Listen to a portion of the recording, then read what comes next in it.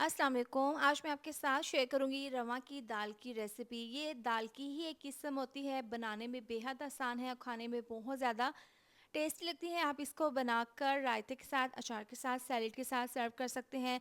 आप इसको ज़रूर बनाएं, आपको खाकर मज़ा आ जाएगा। रेसिपी पसंद आए तो फ्रेंड्स और फैमिली के साथ ज़रूर शेयर करें।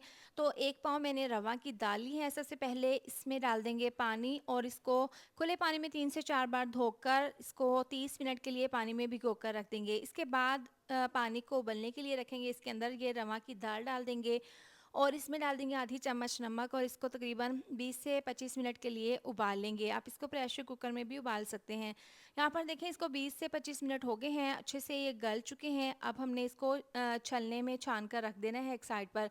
पैन में डाल देंगे 1 कप ऑयल और इसमें डाल देंगे प्याज। बड़े साइज़ का प्याज है, इसको हल्का सा फ्राई कर लेना है। जैसे ही गोल्डन कलर आ जाएगा, इसमें 2 चम्मच लहसुन अदरक का पेस्ट डाल देंगे। इसको 1 मिनट के लिए प्याज के साथ हल्का सा फ्राई कर लेंगे। इसके बाद इसमें डाल देंगे हरी वाली और सूखी लाल वाली मिर्चें, साथ ही एक बड़े साइज़ का टमाटर है, ये डालकर अब इसको मिक्स कर लेंगे। यहाँ पर आधा कप दही है, इसको अच्छे से पहले फेंट लेंगे।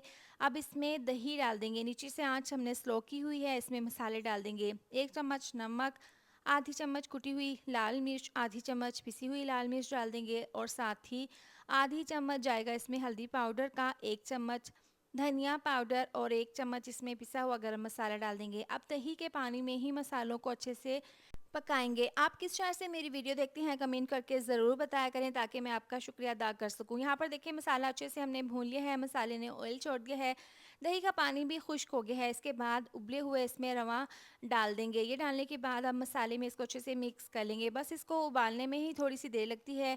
अब ये बिल्कुल तैयार है मसाला। इसका तैयार करने के बाद इसमें डाल देंगे और इसको अच्छे से मिक्स कर लेंगे। इसके ऊपर डाल देंगे लेमन का रस, इसको मिक्स कर लेंगे। लेमन का रस डालने से ना इसका फ्लेवर बहुत ही अच्छा सा बन जाएगा। मैंने इसको बिल्कुल ड्राई ही रखना है। इस तरीके से अगर आपने इसको दाल की तरह पतला बनाना है तो थोड़ा सा पानी डालकर इसको पका लें। अब इसको सैलेड के साथ, लेमन के साथ इसको सर्व कर लेंगे। आप इसको रायते के साथ खाएं, यकीन करें बहुत ज़्यादा टेस्टी लगती है ये रवा की दाल। तो कैसी लगी मेरी आज की रेसिपी, कमेंट करके लाजमी बताएं। रेसिपी पसंद आए तो वीडियो को लाइक शेयर सब्सक्राइब कर दें। मिलते हैं एक और नई रेसिपी के साथ। अपना ख्याल रखें। अल्लाह हाफिज़।